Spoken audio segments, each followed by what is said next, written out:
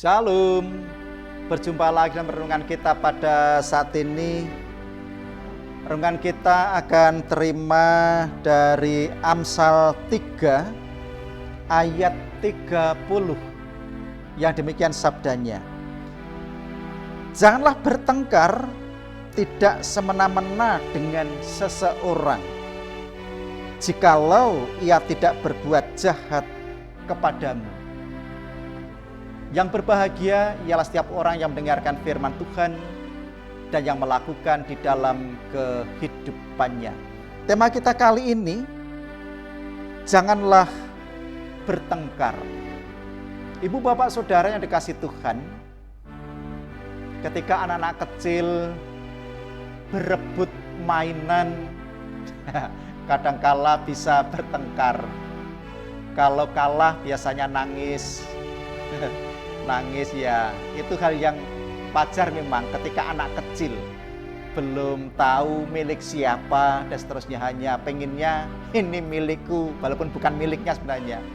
Tapi itu menjadi anak kecil biasanya bertengkar, berebut mainan, ketika berebut mainan dan seterusnya, tidak mau ngalah gitu.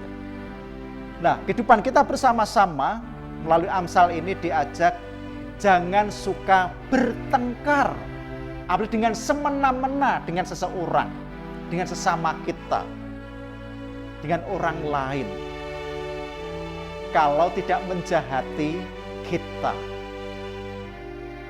Lalu apa panggilan kita sebagai orang percaya? Walaupun ketika kita dijahati, jangan bertengkar, tapi maafkan dia, ampuni dia, doakan dia. Itu yang Tuhan ajarkan dalam Tuhan. Apalah manfaatnya bertengkar? Menurut saya tidak ada. Karena pertengkaran ketika tersakiti melalui kata-kata, bahkan sulit dilupakan ketika menyakiti hati yang tidak kelihatan. Kalau dicubit mungkin sakit hanya 2 hari, 3 hari, 1 minggu sudah selesai, hilang, sudah lupa. Tapi kalau hati-hati ini tidak kelihatan, hati-hati. Kalau tersakiti hatinya bisa lama melalui pertengkaran, entah disengaja atau tidak, melalui kata-kata. Sebab orang yang bertengkar, orang emosi, itu di luar kontrol. Apa yang diucapkan melalui verbal, mulutnya, melalui lidahnya, tanpa kontrol, itu jelas orang yang emosi, orang yang marah dalam pertengkaran. Tentu menyakiti. Orang yang bertengkar tanpa menyakiti bukan pertengkaran. Nah, oleh sebab itu kita diajak untuk bersama-sama jangan suka bertengkar.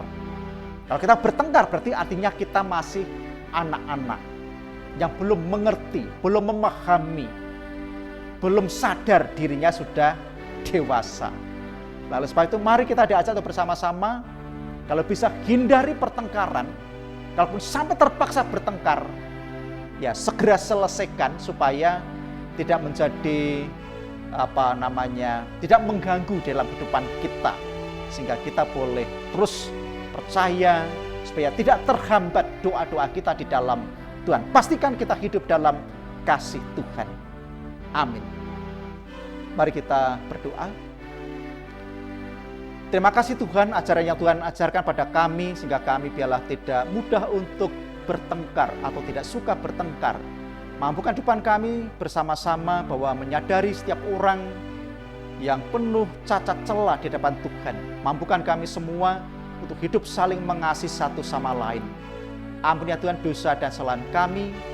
Di dalam Tuhan Yesus Kristus kami datang berdoa dan mengucap syukur. Amin.